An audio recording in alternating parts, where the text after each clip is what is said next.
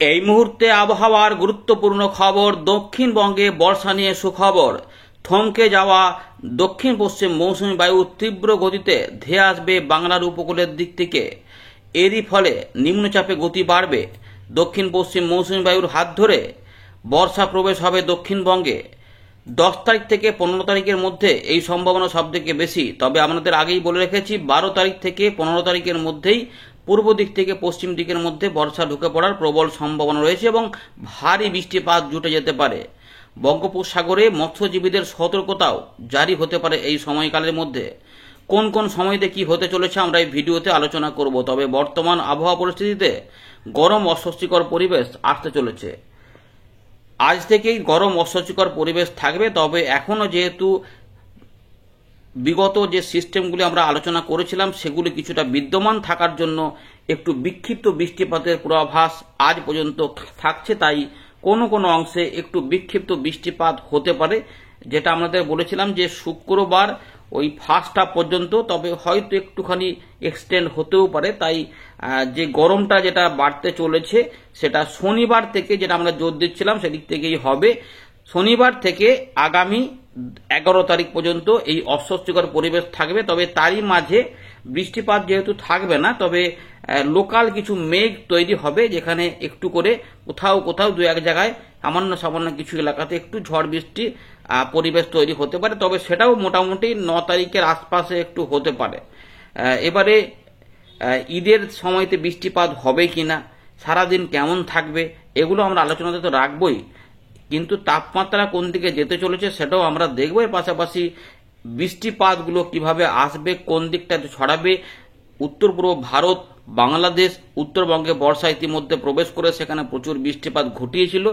আবার সেখানে বর্ষার ইঙ্গিত রয়েছে, আবার একবার হবে দক্ষিণবঙ্গে বর্ষা প্রবেশের সময়তেই, কিন্তু কারণ সিস্টেম আসতে চলেছে তাই পুরো বিষয়টিকে আমরা আলোচনা করব। দেখতে থাকুন, আশা করি কাজে লাগবে আপডেটটি। আপনি কোন জায়গা থেকে এই ভিডিওটি দেখছেন অবশ্যই লিখে জানাবেন কমেন্টে, এবং নতুন হলে চ্যানেলটিকে অবশ্যই সাবস্ক্রাইব করে রাখুন এবং শেয়ার করে মানুষজনকে জানিয়ে দিন যে কি হতে চলেছে, এবং নিয়মিত আপনারা নজর রাখুন খবরে। আমরা প্রথমেই দেখে নেব ভারতীয় মৌসুম ভবনের 6 জুন শুক্রবার সকালে প্রকাশ করা গুরুত্বপূর্ণ আপডেট। সিস্টেম কি আছে? সিস্টেম বলতে আগের মতনই রয়েছে। একটি অক্ষরেখা দক্ষিণ ছত্তিশগড় থেকে উত্তর পূর্ব বাংলাদেশ পর্যন্ত বিস্তৃত রয়েছে, যেটা আমাদের ঝাড়খণ্ড, উড়িষ্যা এবং তার পাশাপাশি উত্তরবঙ্গ হয়ে গেছে এবং উত্তর বাংলাদেশের কাছে একটা ঘূর্ণাবর্ত কাজ করছে। এই রকমই ব্যাপারগুলো রয়েছে। এগুলোর প্রভাবে বৃষ্টিপাত আগামী 7 দিনে কিছুটা থাকবে উত্তর পূর্ব ভারতে। বন্যা পরিস্থিতিতে অনেকটাই উন্নতি এসেছে, জলগুলো আস্তে আস্তে কমতে শুরু করেছে। তবে আসাম এবং মেঘালয়ে 6 তারিখে একটা বৃষ্টিপাত থাকবে, বিক্ষিপ্ত ভারী বৃষ্টিপাত, এবং 9 থেকে 11 তারিখে আবার কিছুটা ভারী বৃষ্টিপাত হতে পারে। এগুলো কিন্তু আসাম মেঘালয়ে থাকলেও ত্রিপুরা, মিজোরাম, মণিপুর ওইগুলোতে অতটা সম্ভাবনা নাও থাকতে পারে। তবে যখন বর্ষার প্রবেশ হবে আমাদের দক্ষিণবঙ্গে, দক্ষিণ পশ্চিম মৌসুমী বায়ু যেটা থমকে আছে সেটা আবার অগ্রগতি হবে, তখন আবার ওইদিকে বৃষ্টিপাত ঢুকবে। এদিকে আমাদের মধ্য ভারত এবং পূর্ব ভারত, পূর্ব ভারতে সেরকমভাবে বড় বৃষ্টিপাতের খবর নাই, তবে মধ্য ভারতে এখনো 9 তারিখ পর্যন্ত বৃষ্টিপাত থাকবে, 6 তারিখ থেকে 9 তারিখ পর্যন্ত। যার মধ্যে আবহাওয়া জানাচ্ছে যে উত্তরবঙ্গে বিক্ষিপ্তভাবে বৃষ্টিপাত থাকবে 7 দিন পর্যন্ত, কিন্তু মধ্য ভারতে বজ্রবিদ্যুৎ সহ ঝড় বৃষ্টি হতে পারে কিছুটা। সেটা মধ্যপ্রদেশে 6 থেকে 7 এবং বিদর্ভ ছত্তিশগড়ে 6 থেকে 9। দেখুন এখানে কিন্তু বিহার, ঝাড়খণ্ড, উড়িষ্যা, গাঙ্গেয় পশ্চিমবঙ্গে এসব কিছু লেখা নেই। অর্থাৎ বুঝতে পারছেন যে শুকনোর দিকে ইঙ্গিত দিয়েছে আবহাওয়া দপ্তর। এবং আলিপুর আবহাওয়া দপ্তর আগের আপডেটে আমরা দেখিয়েছিলাম নো ওয়ার্নিং একদম 6 তারিখ থেকে 10 তারিখ পর্যন্ত দিয়েছিল। এখানে তাপমাত্রা উত্তর পশ্চিম ভারতে, মধ্য ভারতে এবং আমাদের পূর্ব ভারতে বাড়বে। 4 থেকে 6 ডিগ্রি উত্তর পশ্চিম ভারতে, 2 থেকে 4 ডিগ্রি মধ্য ভারতে এবং 2 থেকে 4 ডিগ্রি আমাদের পূর্ব ভারতে, অর্থাৎ বিহার, ঝাড়খণ্ড, উড়িষ্যা, গাঙ্গেয় পশ্চিমবঙ্গ, উত্তরবঙ্গের মধ্যে বাড়তে শুরু করবে। তাপপ্রবাহ পশ্চিম রাজস্থানের দিকে থাকবে এবং তামিলনাড়ু এবং কেরালার দিকে গরম অস্বস্তিকর পরিবেশটা বজায় থাকবে। এবার আমাদের পূর্ব ভারতে বা পশ্চিমবঙ্গে কি গরম অস্বস্তিকর পরিবেশ থাকবে না? অবশ্যই থাকবে। সেটা হয়তো এখনো সতর্কতা আকারে জারি হয়নি, তবে ওইটা বজায় থাকবে। এখানে আর সেরকমভাবে কিছু নেই, আমরা দেখিয়ে দিচ্ছি আপনাদের। দেখুন এই যে 6 তারিখের জন্য দেখুন এই যে এই লাইনটাতে পুরোটাই সতর্কতা ছাড়া রয়েছে। একমাত্র উত্তর পূর্ব ভারতে কিছুটা বজ্রবিদ্যুৎ সহ বিক্ষিপ্ত ভারী বৃষ্টিপাত। উড়িষ্যার দিকে গরম অস্বস্তিকর পরিবেশ রয়েছে। বজ্রবিদ্যুৎ অ্যাক্টিভিটি উড়িষ্যা এবং ছত্তিশগড়ে থাকবে। দেখুন এখানে আরও একটা দিন দেখাচ্ছি, 7 তারিখ, মানে আমাদের যে ঈদ রয়েছে, কুরবানির ঈদ, সেই দিনে কিন্তু কোনো সতর্কতা উত্তরবঙ্গ, দক্ষিণবঙ্গ, বাংলাদেশেরও বেশিরভাগ অংশ, এর পাশাপাশি বিহার, ঝাড়খণ্ডে নেই। তবে অস্বস্তিকর গরমটা থাকবে। 8 তারিখেও একই খবর, 9 তারিখেও একই খবর, অর্থাৎ 9 তারিখ পর্যন্ত ধরতে গেলে সেখানে মানে মোটামুটি সতর্কতা নেই। 10 তারিখে দেখুন সতর্কতা অনেকটাই শেষ, শুধুমাত্র আসামের দিকে, মেঘালয়ের কিছু কিছু অংশে বা আসামের পাহাড়ি অঞ্চলে কিছু বৃষ্টিপাত ভারী আকারে থাকতে পারে। তার মানে আগামী 10 তারিখ পর্যন্ত পুরো শুকনো আবহাওয়া থাকবে। তার মানে দক্ষিণ পশ্চিম মৌসুমী বায়ু এই সময়কাল পর্যন্ত মোটেই এগোবে না, এমনটাই কিন্তু বোঝা যাচ্ছে। এবারে আমরা একবার আমাদের লাইনটা দেখাবো, যে বর্ষার যে লাইনটা, এই দেখুন 5 তারিখ পর্যন্ত যেটুকু ছিল, এই যে এতটা, 5 তারিখ পর্যন্ত এখানেও আটকে রয়েছে আর এদিকেও আটকে রয়েছে। এই যে আটকে রয়েছে বাংলাদেশের পশ্চিম দিক থেকে এই দিক পর্যন্ত, বালুরঘাট থেকে এই অংশগুলিতে প্রবেশ করবে তীব্র গতিতে এই দক্ষিণ পশ্চিম মৌসুমী বায়ু উত্তর পশ্চিম বঙ্গোপসাগর থেকে এদিকে ঢুকে পড়বে। প্রথমে আমাদের গাঙ্গেয় পশ্চিমবঙ্গের পূর্ব দিকে আসবে, অর্থাৎ এইটা হচ্ছে 12 তারিখের দিকেই সম্ভাবনা বেশি। 12 থেকে 13 তারিখের মধ্যে, মানে মেন হচ্ছে যে 12 থেকে 15 তারিখের মধ্যে এই জায়গাতে আশা করা যাচ্ছে যে বর্ষার প্রবেশ ঘটে যাবে। তো এই সম্ভাবনাই বেশি, এবং সঙ্গে নিম্নচাপ একটা তৈরি হতে পারে, যেটা পশ্চিমবঙ্গ উড়িষ্যার উপকূলে ধরে এই দিকে ভেতরে ঢুকবে, অর্থাৎ এই দিকগুলোতে বর্ষা আসবে। আগের যেমন নিম্নচাপটা হয়েছিল পশ্চিমবঙ্গের কাছ দিয়ে গেলেও সেটা ডান দিকে সরে গেছিল উত্তর পূর্ব দিকে, এইটাও কিন্তু উত্তর পশ্চিম দিকে যেতে পারে। তাই খুব সম্ভাবনা থাকছে বর্ষাতে আমরা ভালো বৃষ্টি পাবো, বর্ষাতে সুখবর আসছে বলা যায়, এবং সেখানে নিম্নচাপের হাত ধরে দক্ষিণবঙ্গে ভারী বৃষ্টিপাতও হতে পারে। এবং ঝড় হলে মৎস্যজীবীদের ওই সময়কালে, মানে দ্বিতীয় সপ্তাহের শেষ ভাগের দিক থেকে, মানে তৃতীয় সপ্তাহে বঙ্গোপসাগরের সতর্কতাও 2-3 দিন জারি হতে পারে। নজর রাখবেন, কিছু হবে কিনা আমরা অবশ্যই জানাবো। আপাতত যেটুকু খবর রয়েছে আমাদের সেটা বললাম। এবার উইন্ডে থেকে এই বিষয়গুলোকে আপনাদের দেখাবো কি কি চেঞ্জ আমরা পাচ্ছি। তো আমরা চলে এলাম উইন্ডের লাইভ স্ক্রিনে। তো ইতিমধ্যে উপগ্রহ চিত্র দেখে যা বোঝা যাচ্ছে, বেশিরভাগ অংশই রোদ ঝলমলে থাকবে। কোথাও কোথাও বজ্রশেল তৈরি হচ্ছে, যেমন কিছু ত্রিপুরাতে রয়েছে। ত্রিপুরাতে অনেকে বলেছেন যে আমরা দেখছি, কিন্তু আমাদের এলাকা বলছেন না। চলুন একটু বলে দিই। বেলোনিয়া, এর পাশাপাশি উদয়পুর, আগরতলা, অম্বাসা, এছাড়াও খোয়াই, কুমারঘাটা, ধর্মনগর, এই যে এলাকাগুলো রয়েছে, এখানের মধ্যে একটু আংশিক পাতলা মেঘলা থাকবে, রোদ মেঘের খেলা চলবে। এবং এই ডান দিকে মানে ধলাইয়ের আশেপাশে কোথাও কোথাও একটু বজ্রশেল হতে পারে। এবং যেহেতু এই মৌলভীবাজার, লখাইয়ের কাছে কিছু মেঘ উঠবে, তাই সামান্য সামান্য কোথাও অংশে দক্ষিণ আসাম সহ সিলেট, ময়মনসিংহ, ঢাকা বিভাগের পূর্ব দিক এবং বরিশাল, খুলনা দিকে কোথাও কোথাও এখানে লোকাল মেঘ তৈরি হতে পারে। এছাড়াও অল্প বিস্তর কিছু লোকাল মেঘ আমাদের গাঙ্গেয় পশ্চিমবঙ্গের সামান্য কিছু কিছু অংশ, উপকূলবর্তী এলাকা ছড়ো এই দিকগুলোতে একটু হতে পারে। পশ্চিমের দিকে চান্স একটু কমই রয়েছে, তাই গরম অস্বস্তিকর পরিবেশ থাকবে। তবে সামান্য কিছু এলাকাতে লোকাল মেঘ উঠতে পারে। এই লোকাল মেঘগুলো 2-1 দিন উঠতে পারে, কিন্তু বেশিরভাগ সময়তেই হয়তো সেটা থাকবে না। তাই গরম অস্বস্তিকর পরিবেশটাই থাকবে, কারণ তাপমাত্রাও ইতিমধ্যে বাড়বে। সুতরাং খুব বেশি বৃষ্টিপাত আশা নেই। কেউ কেউ পাবেন কোথাও কোথাও, এগুলো রয়েছে একটুখানি সামান্য। যেহেতু অক্ষরেখা এখনো কাজ করছে, ঘূর্ণাবর্তগুলো কাজ করছে, তাই এই ব্যাপারটা রয়েছে। চলুন এবার আমরা পূর্বাভাসগুলো দেখব। প্রথম হচ্ছে যে নিম্নচাপ আমরা দেখার চেষ্টা করি।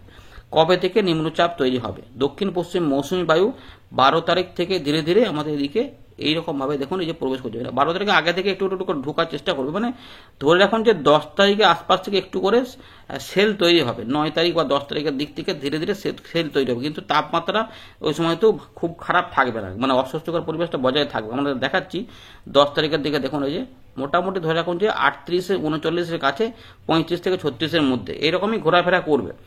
2-1 দিন হয়তো তার আগে হয়তো একটু 39 কাছাকাছি যেতেও পারে, যে 39 এমন যাচ্ছে দিকটাতে। মানে পশ্চিমের দিকে যেটাগুলি ভালোই গরম থাকবে, দক্ষিণবঙ্গের উপকূলবর্তী এলাকাতে ভ্যাপসা গরমটা ভালোই থাকবে। এইখান থেকে দেখুন এই যে আস্তে আস্তে দক্ষিণ পশ্চিম মৌসুমী বায়ু প্রবাহগুলো এখান থেকে ঢুকছে, এই যে যার ফলে ওই যে গরম অস্বস্তিকর পরিবেশ রয়েছে, গরমকে কাজে লাগিয়ে কিছু লোকাল মেঘ তৈরি হবে এবং এখানে বায়ু প্রবাহ ধীরে ধীরে বাড়বে। এইটা কিন্তু 12 তারিখ থেকে আমরা দেখবো যে মোটামুটি যেখানে বৃষ্টিপাত তৈরি করতে শুরু করে দেবে। হয়তো ঝড়ের ব্যাপার দেখা যাচ্ছে না, কিন্তু মোটামুটি 15 তারিখের আশপাশ থেকে বঙ্গোপসাগরে আস্তে আস্তে বায়ু প্রবাহেতে অনেকটাই গতি বেড়ে যাবে। এবং এরই ফলে কি হবে না, ঘূর্ণাবর্ত তৈরি হয়ে নিম্নচাপ তৈরি হবে। সেটা হচ্ছে 16 তারিখের আশপাশ থেকে উত্তর পশ্চিম বঙ্গোপসাগর সংলগ্ন উড়িষ্যা পশ্চিমবঙ্গের উপকূলে এই নিম্নচাপ ক্ষেত্র থেকে একটু সুস্পষ্ট বা গভীর নিম্নচাপও তৈরি হতে পারে। আপনাদের দেখাচ্ছি গতিবেগ 70-72 পর্যন্ত পাওয়া যাচ্ছে, 66-64 পাওয়া যাচ্ছে।